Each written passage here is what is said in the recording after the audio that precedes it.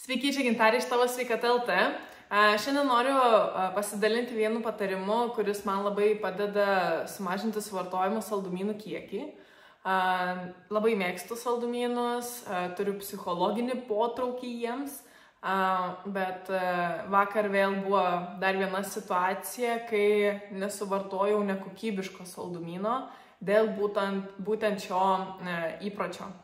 Ir tas įprotis yra skaityti etiketes, skaityti sudėtį ir žiūrėti į produkto maistinę lentelę. Pas mane čia ispaniškai bus, bet va, lentelė, ar ne, ir kažkur sudėtis būna. Tai sudėtis nurodo, kas produktą sudaro, o maistinė lentelė nurodo, kas sudaro tą produktą, visi natūralūs ir pridėti ingredientai bendroje sumoje.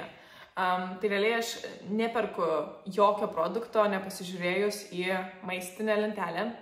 Ir kas atsitinka kiekvieną kartą, kai aš noriu saldumyno, aš prieinu prie saldumyno ir galvoju, gerai, dabar valgysiu tiesiog, ką noriu ir dabar beprotiškai noriu iš to saldumyno.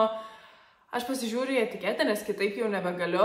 Ir kai aš ten pamatau, jog ten per 100 gramų yra 30 gramų cukraus, 40 gramų cukraus, 50 gramų cukraus, 60 gramų cukraus, aš tiesiog pagalvoju, kad, o Dieve, tai aš dabar mokėsiu pinigus už cukrų, kurio aš nenoriu, kuris yra beprotiškai kenksmingas, nenaudingas.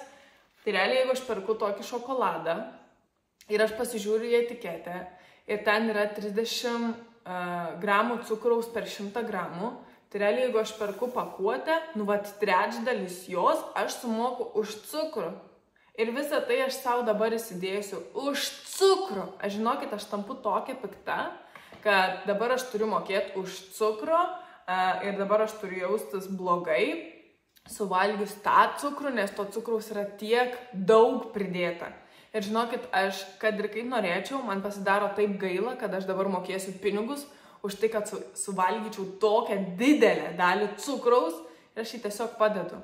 Aišku, dabar jau industrija yra įsigudrinusi vadinti cukrų kitokiais pavadinimais, naudoti saldiklius, kurie neina kaip sudėtis kaip cukraus, bet tiesiog paprasčiausias toks patarimas vis tiek pasižiūrėti bukai tiesiog, ar yra cukraus, nėra cukraus ir kiek to cukraus yra per 100 gramų.